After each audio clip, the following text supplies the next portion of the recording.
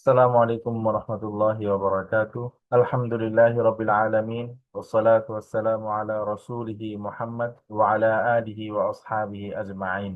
أعوذ بالله من الشيطان الرجيم. بسم الله الرحمن الرحيم. الحمد لله।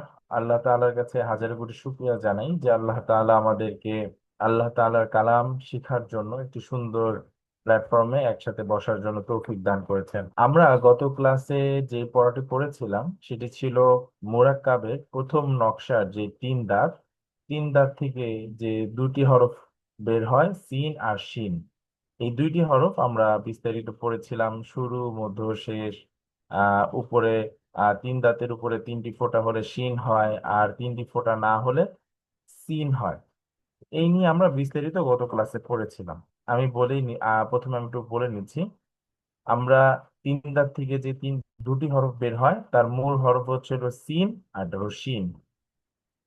সিনের শুরুর অবস্থা, মাঝের অবস্থা এবং শেষের অবস্থা, এবং সিন তিনটি একত্রে এভাবে হয়।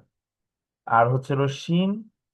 শিন এটা হচ্ছে হলো শুরুর অবস্থা, মাঝের এবং শেষের অবস্থা। আর শিন তিনটি একত্রে ঠিক এভাবেই আসে। এবার অনুশীলনের দিকে যাচ্ছি। আগামী ক্লাসে আমরা যেটা শিখবো সেটা তিন দাঁত সম্পর্কে তো আমরা জেনেছি আলহামদুলিল্লাহ। ইনশাল্লাহ আগামী ক্লাসে আমরা সদের মাথা সম্পর্কে বিস্তারিত জানবো এবং শিখবো। ঠিক আছে? তো আজকের ক্লাস এতটুকুই। সবাইকে ধন্যবাদ। আসসালামু আলাইকুম ওয়া রাহমাতুল্লাহ। السلام عليكم ورحمة الله وبركاته. الحمد لله وحده والصلاة والسلام على رسول الله من لا نبي بعده وعلى آله وصحبه أجمعين أما بعد. أعوذ بالله من الشيطان الرجيم. بسم الله الرحمن الرحيم. رب اشرح لي صدري ويسر لي أمري واحلل عقدة من لساني يفقه قولي. رب زدني علما رب زدني علما رب زدني علما. মহান আল্লাহ সুবহানাহু তাআলার কাছে অজস্র লক্ষ কোটি শুকরিয়া জ্ঞাপন করছি। আল্লাহ সুবহানাহু তাআলা তিনি আমাদেরকে এক সপ্তাহ পর আমাদেরকে আবারও কোরআনের মজলিস, কোরআনের ল্যাঙ্গুয়েজ প্রোগ্রামে আমাদেরকে সবাইকে সম্পৃক্ত হওয়া তৌফিক দিয়েছেন, এই জন্য বলছি আলহামদুলিল্লাহ। আজকে আমাদের 47 নং ক্লাস। আমার গত মঙ্গলবার দিন যেটা পড়েছিলাম সূরা ইনশিরাহ। বিসমিল্লাহির রহমানির রহিম। আলাম নাশরাহ লাকা সাদরাক, আমি কি আপনার বক্ষকে প্রশস্ত করে দেইনি? ওয়াদা'না আনকা ইসরাক, ওয়াদা'না, এবং আমি কি অপসারিত করে দেইনি আনকা আপনার থেকে ইসরাক ভারকে। আল্লাযী আনকাদা যহরাক, আল্লাযী যা আনকাদা আপনার পিঠকে ভার করে দিয়েছিল, যহরাক আপনার পিঠকে ভারী করে দিয়েছিল। অরফা'না লাকা যিকরাক, আমি কি আপনার জিকির, আমি কি আপনার স্মরণকে, আপনার সম্মানকে উঁচু করিনি? ফাইন্না মাআল উসরি ইউসরা, নিশ্চয়ই কষ্টের পর সহজতা রয়েছে। ইন্না মাআল উসরি ইউসরা, নিশ্চয়ই কষ্টের পর সহজতা রয়েছে। ফাইজা ফারাগতা ফানসাব, অতঃপর যখনই আপনি অবসর গ্রহণ করবেন, ফানসাব, আপনি লেগে পড়ুন, আপনি পরিশ্রম করুন। ওয়া ইলা রাব্বিকা ফারগাব, আপনি আপনার প্রতিপালকের দিকে মনোনিবেশ করুন। তো খুবই সংক্ষেপে আপনাদের সাথে আয়াতগুলো পড়লাম। এখন হচ্ছে আমাদের আজকের পড়া। আমরা যেটা পড়বো সেটি হচ্ছে সূরা কারিয়া, 1 নম্বর সূরা। أعوذ بالله من الشيطان الرجيم. بسم الله الرحمن الرحيم.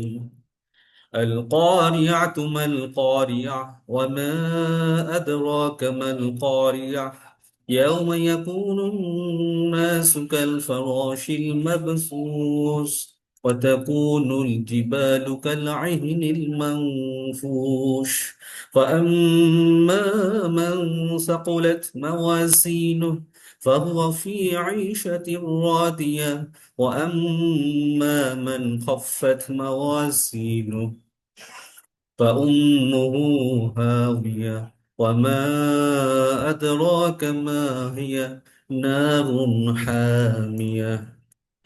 তো সংক্ষেপে বলতে গেলে সূরা কারিয়া হচ্ছে কিয়ামতকে নিয়ে আলোচনা করা হয়েছে। কিয়ামতের সময় যে যে মহাপ্রলয়, যে ঘটনা ঘটবে, সারা পৃথিবী প্রলয় সৃষ্টি হবে, সেই সময়টা কি কি হবে, কেমন হবে, তখনকার অবস্থাটা কিভাবে হবে, সেই বিষয়টি নিয়ে আলোচনা করা হয়েছে।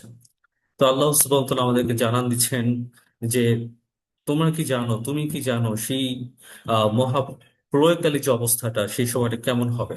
তখন মানুষ কীট পতঙ্গের মতো করে ছড়িয়ে ছিটিয়ে পড়বে, সারা সমগ্র জায়গায় তারা হচ্ছে ছড়িয়ে ছিটিয়ে পড়বে। পৃথিবী সৃষ্টি করার একদম কেন্দ্রবিন্দু হচ্ছে জিবাল পাহাড়, সেই পাহাড়গুলো ধূলিকণায় মানে ধূলিকণা হচ্ছে পরিণত হয়ে যাবে। এবং হাসরের ময়দানে আল্লাহ সুবহানাহু ওয়া তাআলা যখন তিনি আমাদেরকে পুনরাবৃত্তি মানে যখন তিনি আমাদেরকে যখন নতুন করে যখন তিনি আমাদের জীবন দান করবেন, তখন আমাদের যাদের আমলের পাল্লা যাদের ভারী হবে এবং তারাই হচ্ছে সন্তোষজনক, তারা জান্নাতে যারা জীবনযাপন করবে। এবং যাদের পাল্লা সমূহ যাদের হালকা হয়ে যাবে এবং তাদের জন্য থাকবে জাহান্নাম। সেই জাহান্নামের নাম হচ্ছে হাবিয়া। এবং এই হাবিয়াটা কি, হাবিয়াটা হচ্ছে এমন একটি জায়গা যেটা খুব উত্তপ্ত একটা আগুন, যেখানে আগুনকে প্রজ্বলিত করা হয়। তো আমরা চলে যাচ্ছি আমাদের শব্দে শব্দে। আরবিতে আল করিয়া, করিয়া শব্দটি নতুন শব্দ। করিয়া মানে হচ্ছে মহা প্রলয়কারী ঘটনা। তবে এই করিয়াকে যদি আমরা ভেঙে ফেলি, আরবিতে রুট ওয়ার্ড হচ্ছে করওয়ান। করওয়া মানে হচ্ছে জোরে আঘাত করা, প্রচন্ড রকমের শব্দ সৃষ্টি করা, যেটাকে মহাপ্রলয় আপনার হচ্ছে বলা হয়ে থাকে। তো এই যে আপনার জোরে আঘাত করা, আমরা জানি যে যখন কিয়ামত যখন সংঘটিত হবে, তখন বিকট আওয়াজ হবে এবং জোরে আঘাত করা হবে। এবং সারা পৃথিবী যখন আপনার ধ্বংস হওয়ার যে মুহূর্তটা, সেটা হচ্ছে মহাপ্রলয় ঘটনা। মাল কারিয়া, মাল কারিয়া, মা মানে কি, আল কারিয়া অলরেডি এখন বর্তমানে শিখেছি। মহাপ্রলয়কারী ঘটনাটি কি? অমা আদরাকা মাল কারিয়া, অমা আর কি, আদরাকা আপনি কি জানেন, মাল কারিয়া সেই মহা প্রলয়কারী যে ঘটনাটা, এটা কি আপনি কি জানেন? আল্লাহ সুবহানাহু ওয়া তাআলা আমাদেরকে বলছেন, তুমি কি জানো এই মহা প্রলয়কারী যে ঘটনাটা, ওই সময়টা কি হবে, তুমি কি সেটা জানো? ইয়াউমা ইয়াকুনুন নাসু কাল ফারাশিল মাবসুস। ইয়াউমা, ইয়াউমা সেদিন, ইয়াকুনু হবে, ইয়াউমা ইয়াকুনু সেদিন পরিণত হবে। কে পরিণত হবে? আন্নাস মানুষ, কাল ফারস, কাল ফারস মানে পতঙ্গের মতো, অর্থাৎ সেই সময় মানুষেরা পতঙ্গের মতো অবস্থা হবে। আল মাবসুস ছড়িয়ে ছিটিয়ে, অর্থাৎ যে সকল মানুষেরা যখন ছড়িয়ে ছিটিয়ে থাকে, ঠিক মানে ছড়িয়ে ছিটিয়ে পতঙ্গের মতো মানুষের অবস্থা ঠিক সেরকম সেই সময়টাই হবে। তো আরবিতে ইয়াউম, ইয়াউম শব্দটির অর্থ হচ্ছে সেদিন বা দিন। আরবিতে ইয়াউম মানে হচ্ছিল দিন। আর যেহেতু ইয়াউমা, যেহেতু ইয়াউমা বলা হয়েছে, এর অর্থ হবে সেদিন। কাল ফারস, কাল ফারস, কাপ জবর কা মানে কাপ জবর মানে হচ্ছে মতো বা ন্যায়, এটা আমাদের অলরেডি শিখে এসেছি। আল ফারস, ফারস মানে হচ্ছে পতঙ্গ। এই যে ফারস, ফারস মানে পতঙ্গ, মথ, যেটা মূলত হচ্ছে আহ আলোতে আপনার ছুটে যাওয়া উড়ন্ত পোকা। আপনার দেখবেন যখন বিল্ডিং যখন রং করা হয় নতুন, তখন টিউবলাইটের আলোতে আপনার আহ, অনেক ইসে আপনার হচ্ছে গিয়ে ওই আলোকে কেন্দ্র করে অনেক পোকা আসে। বিশেষ করে মানে গ্রামে বেশি দেখা যায়। তো আপনার এই যে পোকাগুলো দেখা যাচ্ছে কি আলোকে কেন্দ্র করে মানে উড়তে থাকে এই পোকাগুলো। এই যে উড়ন্ত পোকা, এটাকে আরবিতে বলা হয় ফারস। তা কাল ফারস পতঙ্গের মতো। তো আপনারা দেখেন এখানে আল্লাহ সুবহানাহু ওয়া তাআলা ফারসের সাথে মহাবিশ্বের একটা তুলনা করেছেন। দেখেন যে ফারস যেমন হচ্ছে এই যে বাতিকে কেন্দ্র করে, এই যে পোকাগুলো দেখেন আপনার মানে ছিন্ন বিচ্ছিন্ন হয়ে কিন্তু আপনার জড়ো হয়ে আছে। মহাবিশ্ব খেয়াল করুন, মহাবিশ্ব ঠিক এই যে এত গ্যালাক্সি, এত আপনার হচ্ছে আপনার জুপিটার, এগুলো সব কিন্তু আপনার এতটা ছোট, এবং দূর থেকে দেখলে মনে হয় যে আপনার কোনো কিছুকে কেন্দ্র করে আপনার পোকার মতো এগুলো ঝিঝি করছে আপনার। এই জন্য আল্লাহ সুবহানাহু ওয়া তাআলা এই এই মহাবিশ্বের যে ধ্বংস, এই ধ্বংসের সাথে তিনি ফারসকে দিন তুলনা করেছেন। ইয়াউমা ইয়াকুনুন নাসু কাল ফারাশিল মাবসুস, সেদিন মানুষের অবস্থা এমন হবে যে কাল ফারস, অর্থাৎ মানে আপনার হচ্ছে উড়ন্ত পোকার মতো অবস্থা হবে। তো উড়ন্ত পোকাগুলো কেমন হবে তারা? আল মাবসুস, মাবসুস শব্দটি এসেছে বাস্সা, বাস্সা থেকে, বাস্সা মানে ছড়িয়ে দেওয়া, স্প্রেড আউট করা। তা বাস্সা মানে ছড়িয়ে দেওয়া, তাহলে এই মাবসুস মানে ছড়িয়ে ছিটিয়ে থাকা, বিক্ষিপ্ত হওয়া। অর্থাৎ যে পোকাগুলো উড়ন্ত অবস্থায় বিক্ষিপ্ত হয়ে থাকে, এইরকম অবস্থা হয়ে যাবে সেই আপনার কিয়ামতের সময়।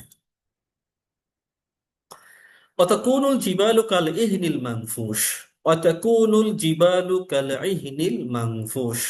অতাকুনু, তার অতাকুনু শব্দটিকে যদি আমরা ভেঙে ফেলি, ওয়া অজবর ওয়া, এবং তাকুনু মানে এবং পরিণত হবে। আল জিবাল, জিবাল শব্দটি আপনার জাবালের বহু বচন, পাহাড় সমূহ। তাহলে পাহাড় সমূহ পরিণত হবে। তাহলে এই যে পাহাড় সমূহ যে আপনার হচ্ছে পরিণত হবে, সেটা কেমন হবে? কাল আইহনি, কাল আইহনি মানে হচ্ছে রঙিন পশমের ন্যায়, রঙিন পশমের মতো। আল মাংফুস, মাংফুস মানে হচ্ছে ফোলানো, মাংফুস মানে হচ্ছিল ফোলানো। অর্থাৎ সেই দিন পাহাড় সমূহ রঙিন পশমের ন্যায় এটা ফুলে ফুলে উঠবে, এবং সেটা সেই অবস্থায় সেটা পরিণত হয়ে যাবে। তো আমাদের নতুন শব্দ হচ্ছে জিবাল। তো জিবাল শব্দটি হচ্ছে বহু বচন, এবং এই জিবাল শব্দটি এসেছে জাবাল থেকে। জাবাল মানে পাহাড়। আর আমরা সূরা 3-এ পড়েছি, 3 মানে আপনার হচ্ছে ওই যে তুর, তুর মানে হচ্ছে আপনার পর্বত।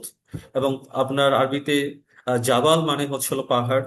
তাহলে পর্বত ও পাহাড়, আমার পাহাড়ের মধ্যে যে পার্থক্য সেটা হচ্ছে ভূপৃষ্ঠ বা সমুদ্র পৃষ্ঠ থেকে যখন আপনার 1000 মিটার এর উপরে যখন যেটার উচ্চতা থাকে, সেটাকে সাধারণত বলা হয় হচ্ছে আপনার তুর বা পর্বত। এবং 1000 পৃষ্ঠের নিচে 500 বা 600 থেকে 1000-এর ভেতর যেটা থাকে, মিটারের ভেতর যেটা থাকে, সেটা হচ্ছে জিবা বা পর্বত। তাহলে আপনার এই জাবাল মানে পাহাড়, এই জাবাল পাহাড়, জাবালের বহু বচন হচ্ছে জিবাল, পাহাড় সমূহ। অতাকুনুল জিবালু, সেই সকল পাহাড় সমূহ কি হবে? কাল আইহিনি, কাল আইহিনি, কা মানে হচ্ছিল ন্যায় বা মতো। আল আরবিতে ইহনি, ইহনি শব্দটির অর্থ হচ্ছে পশম বা রঙিন নরম উল। রঙিন নরম উল, আপনি দেখতে পাচ্ছেন এখানে একটা ছবি দেওয়া আছে, কম্বলের ছবি দেওয়া আছে। কম্বলে যে উপরে যে উল থাকে, যেটা মানুষের গরম তৈরি করে, তো এরকম রঙিন পশমের যে উলগুলো থাকে, উলগুলো যদি উড়ে উড়ে যায়, যে অবস্থাটা হবে, অর্থাৎ পাহাড়গুলো দেখতে ঠিক সেরকম অবস্থা হবে। অর্থাৎ যেমন বেলুন যেমন ফুলে ফুলে ওঠে, আকাশে উঠতে থাকে, আপনার হচ্ছে গ্যাস বেলুন, ঠিক এরকম পাহাড়গুলোকে মনে হবে যে কেউ যেন ফুলিয়ে এটাকে উড়িয়ে দিয়ে, কেউ এটাকে উড়িয়ে দিয়েছে। তো কালিহিনী রঙিন পশমের ন্যায়, আল মাংফুস অর্থাৎ যেটাকে ফোলানো হবে, যেটাকে আলগা করে ফেলা হবে, অর্থাৎ এটা যেন এমনি এমনি এটা উঠছে। অর্থাৎ সেই মানে ভয়াবহ মুহূর্তে আপনার হচ্ছে মানুষগুলো কি হবে, মানুষগুলো হচ্ছে কি বিক্ষিপ্ত হয়ে, এলোমেলো হয়ে, তারা হচ্ছে কি আপনার আহ পতঙ্গের মতো, কীটের মতো তারা হচ্ছে ছড়িয়ে ছিটে যাবে। পাহাড়গুলো হচ্ছে গিয়ে আপনার এটা কি হয়ে যাবে, এটা আপনার ফুলে ফুলে উঠবে, এবং ফুলে ফুলে উঠে এগুলো আলাদা হয়ে যাবে। فأما من ثقلت موازينه, فأما অতঃপর, মান, মান মানে যার, যে বা কে, সাকুলাত ভারী হবে। তাহলে ফাআম্মা মান সাকুলাত অর্থাৎ সেই সময়টায় যার আমল ভারী হবে। মাওয়াজিনু, এই যে ভারী হবে, কি ভারী হবে? মাওয়াজিন, তার আরবিতে মাওয়াজিন শব্দটি বলা হয় আপনার হচ্ছে মানে কোনো কিছু ওজন মাপার যন্ত্র বা ওজন মাপার কোনো বস্তু, এটাকে আরবিতে বলা হয় মাওয়াজিন। তাহলে মাওয়াজিনু, তার পাল্লা সমূহ। অর্থাৎ সেই সময়টায় হাসরের ময়দানে যে ব্যক্তির পাল্লা, আমলের পাল্লা, ভালো কাজের, সৎ কাজের পাল্লা যার ভারী হবে, সেই ব্যক্তি হবে হচ্ছে মানে তার জন্য হচ্ছে কি আপনার আরাম আয়েশের জীবন যাপনের ব্যবস্থা। তো আমরা দেখি আরবিতে হচ্ছে সাকুলাত। তো সাকুলাত মানে হচ্ছে ভারী হবে। তো সাকুলাত শব্দটি এসেছে আরবিতে সিকা, সিকাল থেকে। সিকাল মানে হচ্ছে হলো ভারী হওয়া, সিকাল মানে হচ্ছে হলো ভারী হওয়া। এই যে আমরা যে আরবিতে আমাদের শিকল বলি, শিকল, এই শিকল শব্দটি কিন্তু একদম সিকল থেকে এসে, অর্থাৎ শিকল কিন্তু অনেক ভারী হয়, লোহার হয়, যার কারণে কিন্তু এটা কিন্তু প্রচন্ড রকমের ভারী। তো এই সিকল, সিকল মানে হচ্ছে ভারী হওয়া, তাহলে সিকল থেকে সাকুলাত, এটা ভারী হবে। ফাআম্মা মান সাকুলাত, যার ভারী হবে, কি ভারী হবে? মাওয়াজিন, মাওয়াজিন শব্দটি এসেছে হলো মিজান থেকে। মিজান মানে হচ্ছে পাল্লা বা দাঁড়িপাল্লা। মিজান মানে পাল্লা বা দাঁড়িপাল্লা। তাহলে এই মিজান শব্দটির বহু বচন হচ্ছে আপনার মাওয়াজিন, দেখতে পাচ্ছেন মাওয়াজিন। তাহলে এই মাওয়াজিন শব্দটি হচ্ছে কি এই মিজানের বহু বচন, সাথে যুক্ত হয়েছে হু। হু মানে হচ্ছে হলো তার, অর্থাৎ যে ব্যক্তি পাল্লা সমূহ ভারী হবে, অর্থাৎ সে ব্যক্তি কি হয়ে গেল? মুক্তি পেয়ে গেল। মুক্তি বলতে হচ্ছে আরাম আয়েশের জীবন ব্যবস্থা সে পেয়ে গেল। এই যে ফাহুয়া ফি ঈশাতির রাদিয়া, ফাহুয়া, ফা মানে অতঃপর, হুয়া মানে সে, অতঃপর সে, ফি, ফি মানে মধ্যে বা ভেতরে, ঈশা, ঈশা মানে হচ্ছিল জীবন যাপন, রদিয়া, রদিয়া মানে সন্তুষ্ট, সুখ বা সুখী হওয়া, পরিতৃপ্ত হওয়া। তাহলে ফাহুয়া ফি ঈশাতিন রাদিয়া, অর্থাৎ সে এর মধ্যে, এর মধ্যে কোনটা, জান্নাতের মধ্যে সে খুব আরামে, খুবই পরিতৃপ্ত অবস্থায়, সুখী অবস্থায়, সন্তুষ্ট হয়ে সে জীবনযাপন করবে, যার আমল ভারী হবে। তা আরবিতে যে আইসা, আইসা শব্দটির অর্থ হচ্ছে জীবন যাপন। এই আইসা শব্দটির এটা হচ্ছে মুয়ান্নাস, মানে এটা স্ত্রীবাচক শব্দ।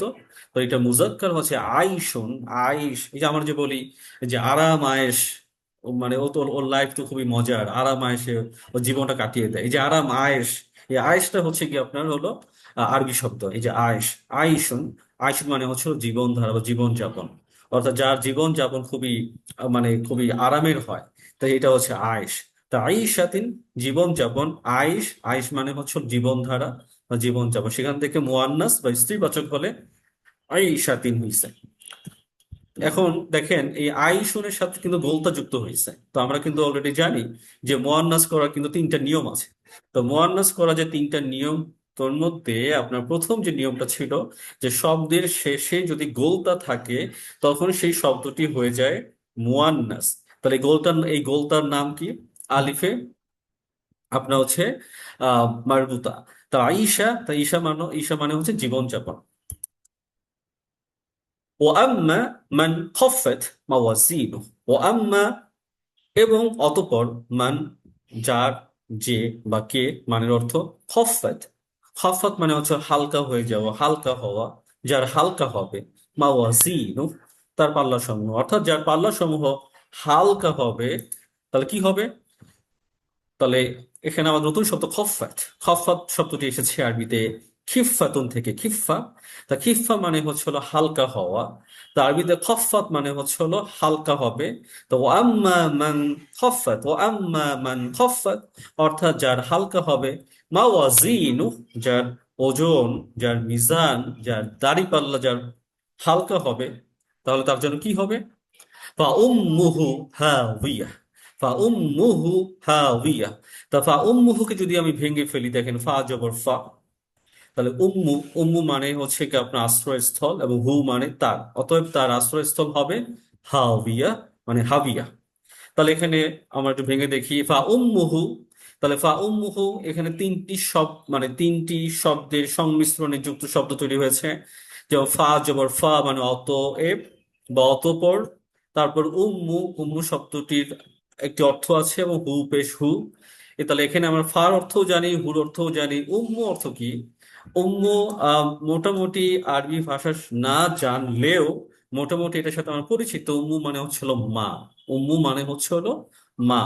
এবং আরবের লোকেরা কোনো কিছুর আশ্রয়স্থলকে ওরা কিন্তু আপনার উম্মু বলে হচ্ছে ব্যবহার করা হয়ে থাকে। যেমন মায়ের কোলে গেলে যেমন আমরা খুব নিরাপদ ফিল করি, নিরাপত্তা খুঁজে পাই, এবং ঠিক একই ভাবে যখন আমি আমার ঘরে যখন থাকি আমি খুব নিরাপদে থাকি, নিরাপদ ফিল করি।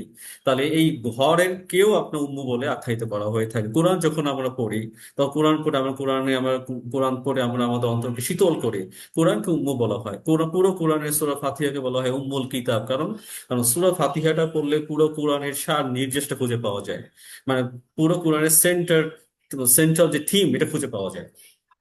তো আরবিতে উম্মু মানে মা। আর আরেকটার এই এই উম্মুর আরেকটা নাম অর্থ হচ্ছে আশ্রয়।